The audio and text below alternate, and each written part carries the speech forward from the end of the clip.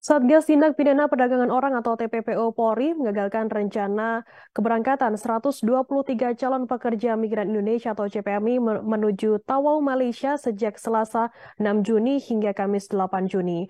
Ratusan CPMI ilegal tersebut tiba di Pelabuhan Tunon Takanunukan menggunakan kapal pelni. Dari kegiatan Satgas TPPO Polri, sebanyak 8 tersangka yang diduga sebagai koordinator pengiriman ratusan CPM ilegal dari Nunukan ke Tawa turut diamankan. Informasi lebih lengkapnya akan disampaikan oleh rekan jurnalis kami dari Tribun Kaltara. Ada Febrianus Felis yang akan melaporkannya. Silakan rekan Felis.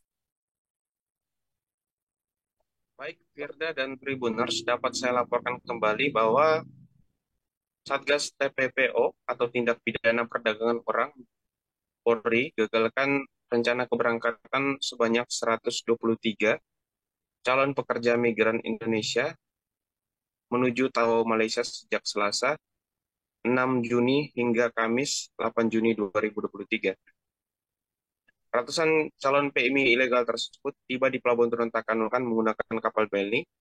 Dari kegiatan Satgas TPPO Polri sebanyak 8 tersangka yang diduga sebagai koordinator pengiriman ratusan calon PMI ilegal dari Nunukan ke Tawau turut diamankan.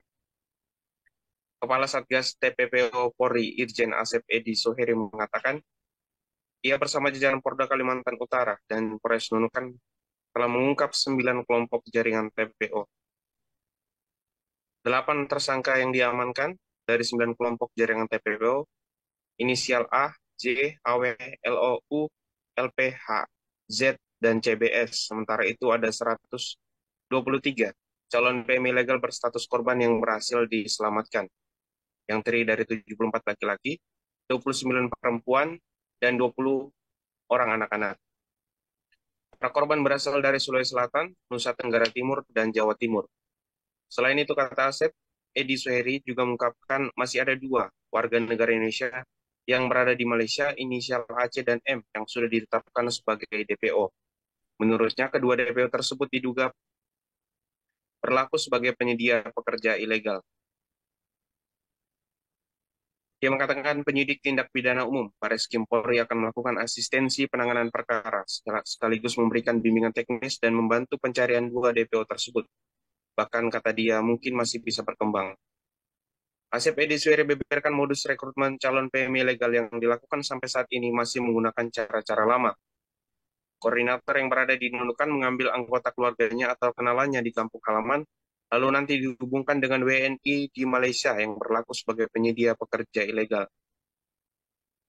Para calon PMI ilegal ditawarkan bekerja di Malaysia dengan iming-iming gaji besar dan proses masuk yang mudah. Sementara itu, para tersangka yang memfasilitasi calon PMI masuk ke Malaysia secara ilegal, ada yang meminta biaya secara langsung dengan nominal yang beragam. Bahkan ada juga yang mengambil untung melalui perjanjian dengan penyedia pekerja ilegal di Malaysia untuk memotong gaji para pekerja. Pekerjaan yang ditawarkan kepada para calon PMI ilegal tersebut, kata Idi, sangat beragam. Ada yang ibu rumah tangga, perkebunan, sopir, dan jenis pekerjaan lainnya. Adapun barang bukti yang disita oleh Satgas TPPO Polri dari tangan tersangka yakni 32 unit handphone, 3 lembar kartu keluarga, 50 lembar KTP, dan 45 paspor. Menurut Edi, ada yang memang memiliki paspor namun tidak dilengkapi dengan surat kompetensi kerja, surat keterangan sehat, visa kerja, perjanjian penempatan pekerja, dan perjanjian kerja, sehingga mereka termasuk dalam kategori ilegal.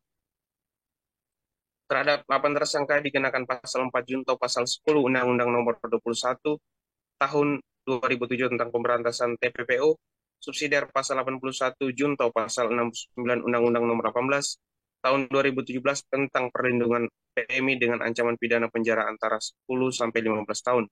Sedangkan untuk 123 calon PMI legal yang sudah diserahkan kepada BP3MI Nukan dan akan segera dipulangkan kembali ke kampung halamannya masing-masing.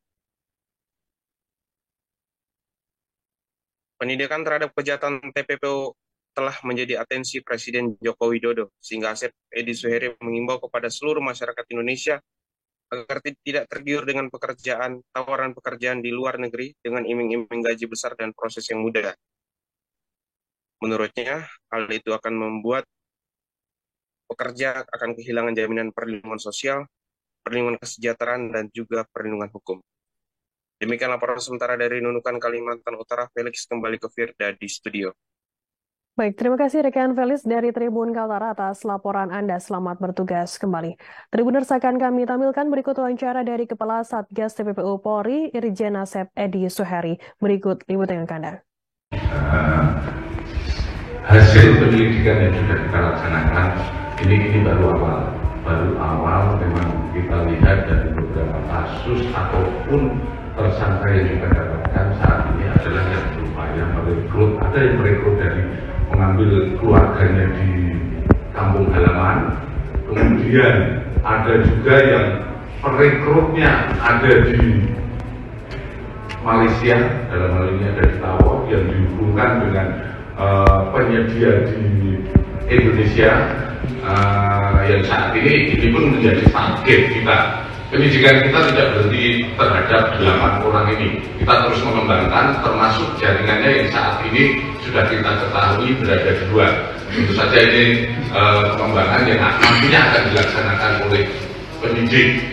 Dalam hal ini penyidik terkait 9 LP ini sudah terbagi.